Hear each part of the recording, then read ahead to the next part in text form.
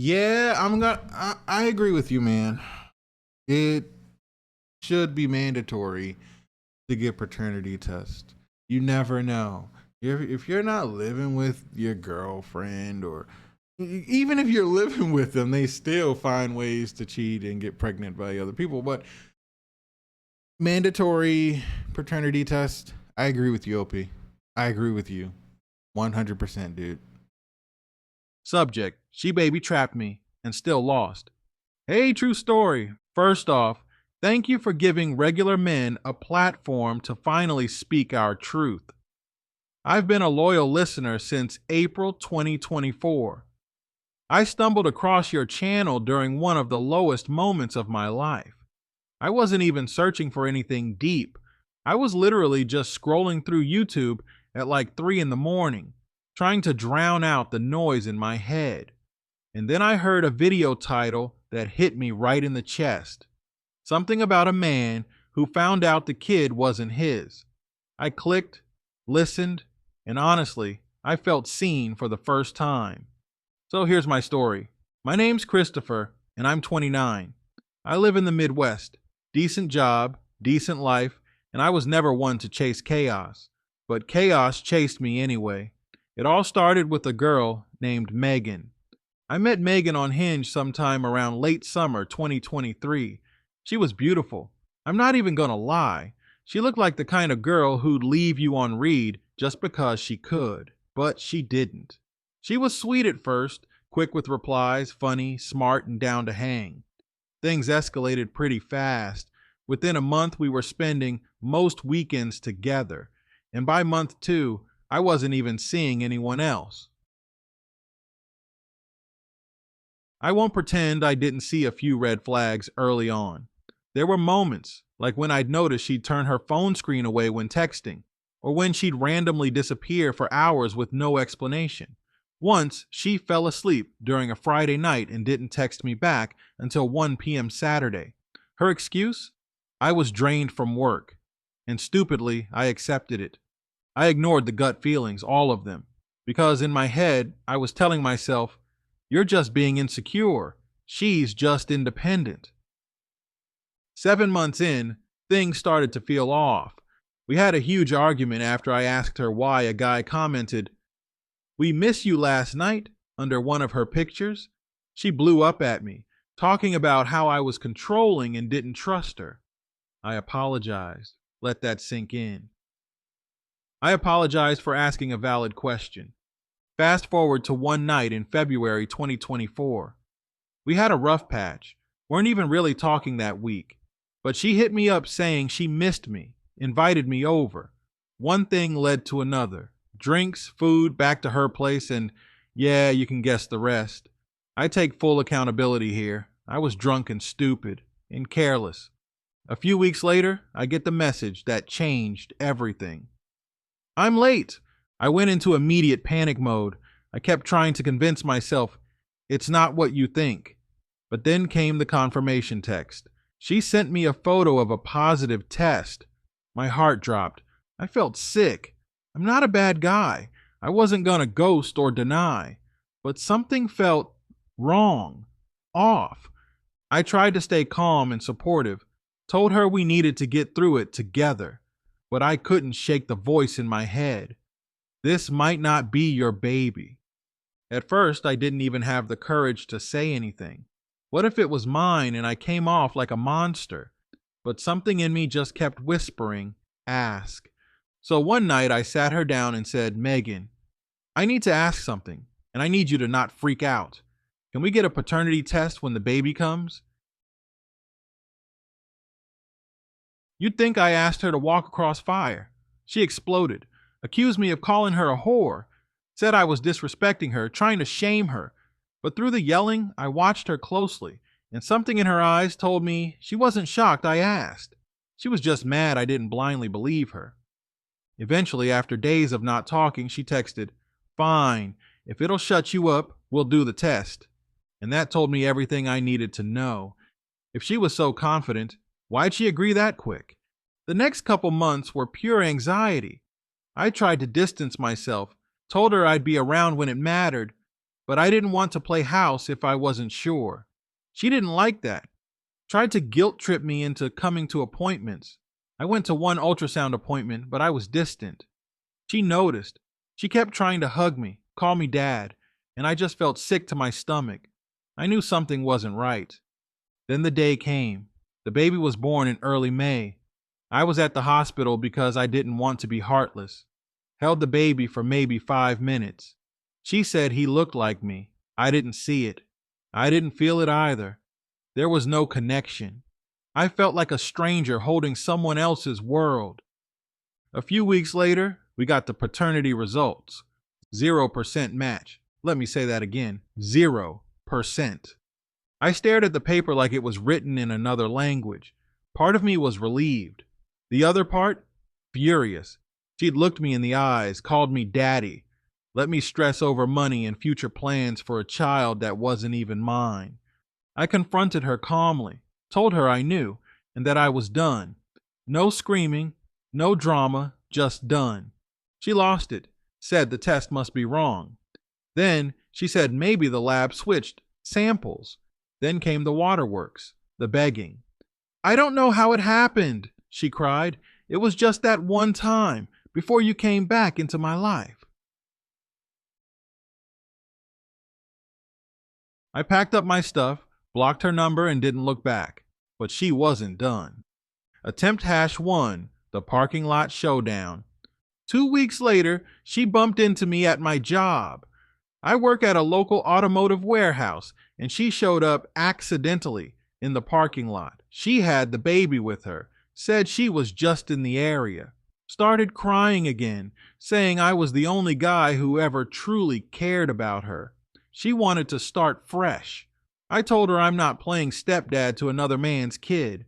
She threw a Starbucks cup at me and stormed off. Coworkers were watching. Humiliating. Attempt #2, the family trap. She sent her sister to message me on Instagram saying Megan was going through postpartum and she still believes you're the real dad, even if the test says otherwise. I didn't even respond. Blocked her too. Like I'm gonna get gaslit into raising a kid based on vibes. Attempt #3, the happy birthday setup. On my birthday in May, she had flowers delivered to my apartment with a note that said, "The best man I ever met. Our son is lucky even if you don't know it yet." She signed it with her name and a lipstick kiss. I took a picture of the note, threw everything out, and blocked her on every last platform. It's been about a month since then. I still get weird calls from random numbers. I don't answer. This experience changed me. I've had people tell me, it's not that deep, or at least you found out early, but the emotional toll, unmatched. You walk around with this constant feeling of betrayal, like the ground under your feet just cracked open. That's why I believe, no, I know, paternity testing should be mandatory at birth for every child. It's not about disrespecting women. It's about protecting men. It's about fairness. If there's nothing to hide, then there's nothing to fear. The idea that a man can be baby trapped into an 18-year sentence for a crime he didn't commit, that's insanity. I know some people might say I'm bitter. Maybe I am. But being bitter is better than being blind. And you know what? I also believe there need to be legal consequences for this kind of deception. Call it baby trapping, paternity fraud, emotional abuse, whatever. It should carry real weight. Women who knowingly pin a child on a man who isn't the father, that's fraud. That's theft. That's manipulation on a whole different level. Jail time, fines, something. Because this can ruin lives. I think about the guys who don't get the test. The ones who just believe. The ones who spend years raising a child that isn't theirs, only to find out through a fight or a DNA kit they bought on a whim. I dodged a bullet, but I still got grazed. So yeah, I wanted to write in and share this story because I know I'm not alone. And maybe some guy out there right now is sitting on the fence wondering if he should ask for a test. This is me telling him, do it, ask, protect yourself. The truth won't kill you, but the lie might. Thanks again, True Story. You helped me more than you'll ever know. I'll keep listening. Keep doing what you're doing. Sincerely, Christopher. Update, she came back again. But I'm finally free. Hey, True Story. It's Christopher again. I didn't expect to write back so soon after sending my first email, but I guess life doesn't like to wait. First, I want to thank you and your community for reading my story. Just knowing people out there could relate made me feel less alone. The support, the shared pain. I've read a few of the comments people posted online, and man, thank you. I never knew how many of us had been through this kind of betrayal until now. But here's the wild part. Right after I hit send on that email, almost like she had some twisted radar, Megan came back. Again. I should have known better. I really should have. But this time, it was different. Or at least she tried to make it seem different. It started with an envelope. No return address, just my name, handwritten, with a little heart in the corner like we were in high school again. Inside was a photo of her holding the baby, both of them in matching outfits, and a letter that started with, "Before you throw this away, please read it." I don't know what possessed me to keep reading. Maybe curiosity, maybe closure, but I sat down and read it front to back. She said she'd been going to therapy, that she was working on herself, and that she was finally in a place where she could own her mistakes. She admitted she lied about the timeline of everything. She said there was another guy around the time we had that drunken night, and deep down, she knew it might not be mine. Her excuse? She was scared. Scared I'd leave. Scared of being a single mom. Scared of looking like the bad guy. Too late for that. She ended the letter with a classic. We were supposed to build something real, and I'll always believe our souls were connected. I won't lie. Reading it gave me a weird sense of peace. Like finally she said what I already knew, but just because you admit the damage doesn't mean you deserve a second shot. Sometimes you don't need revenge, just the truth. But of course, it didn't stop there. A few days later, she showed up at my front door. I live in a secure apartment building with a buzzer system, and somehow she convinced my neighbor to let her in, claimed she was my wife. I was in my boxers eating cereal when I heard a knock and opened it to see her, standing there with the baby in one arm and a peace offering in the other, homemade lasagna. I swear I almost laughed. She had makeup on like it was a date, told me she just wanted to talk, and said she brought my favorite meal. "Christopher, please, just listen this time." I let her in. Yeah, I know, call me dumb. But I kept my distance. She sat down, laid the baby across her lap, and tried to paint this picture of what life could be like. "You always wanted a family," she said. "You loved him when you held him, even if you didn't know it." Then she started crying. The real snotty kind. She told me she missed me every day, that she kept my shirt under her pillow, that she didn't want her son to grow up without the kind of man I was. I sat there, quiet, holding back a storm of emotion. Part of me wanted to yell. Part of me wanted to scream, "You did this." But instead, I said, "Why now?" Her answer? "Because I finally understand what I lost." I told her the truth. It's too late, and I meant it. She left that night without incident, but she messaged me every day for the next week. Texts, voicemails, memes, baby photos, the works. Even sent me a video of her baby saying, "Da da," like it would undo everything. But I didn't respond, not once. And that's when it hit me. She didn't come back out of love. She came back out of loss. She saw something stable and good slipping out of her reach, and now she's trying to fish it back in with every trick she's got. But I'm not bait anymore. I learned the hard way. You can't raise someone else's child out of guilt. You can't force a happy ending with someone who built the beginning on lies. After that final push, I sat down and really thought about everything that had happened over the past year.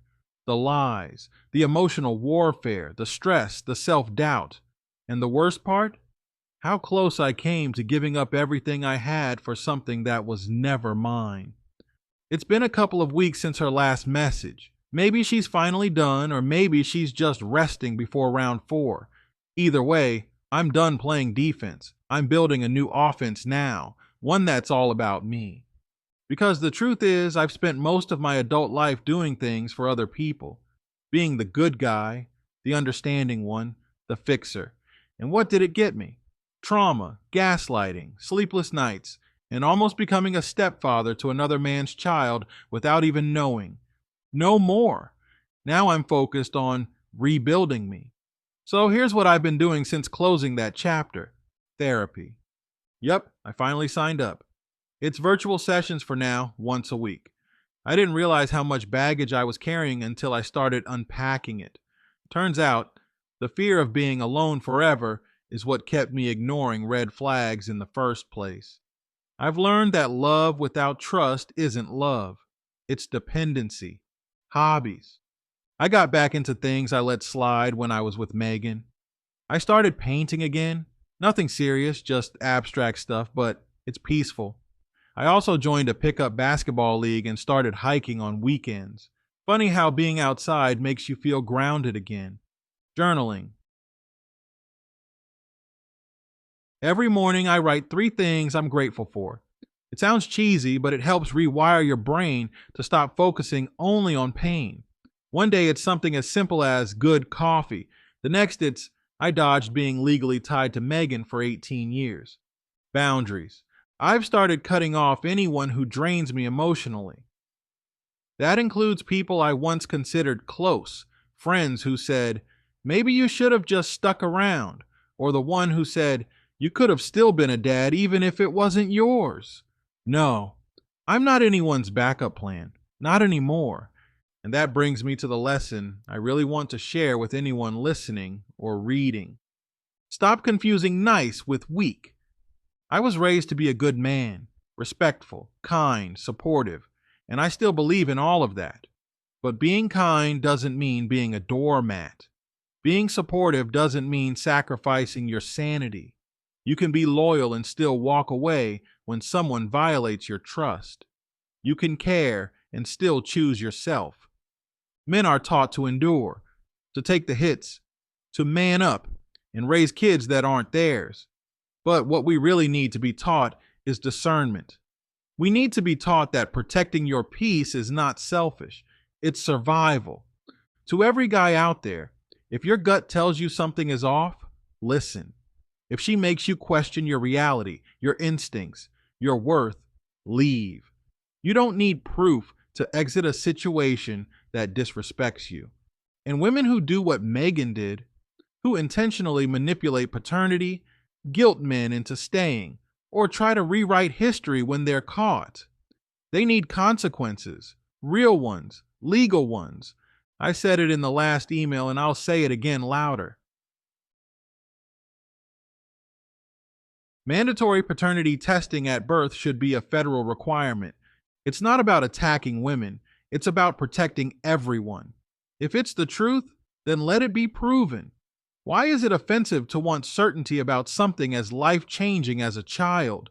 And if you knowingly lie about something that could bind someone to an 18-year financial and emotional commitment, that's fraud, that's theft. It's time the legal system caught up. I'll be honest, I still get moments where I wonder what could have been. I still have dreams sometimes where I'm holding that baby again and everything's okay. But then I wake up and remember it wasn't mine. None of it was. So instead of chasing a fantasy, I'm building a reality. One that's mine. One where I'm not always second guessing myself or looking over my shoulder. One where I'm not someone's fallback plan or band-aid daddy.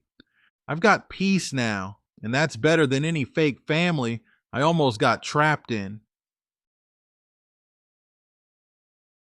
Thanks again, True Story, for giving us men a voice, for letting us breathe, for reminding us that we're not alone, even when it feels like the world doesn't want to hear us.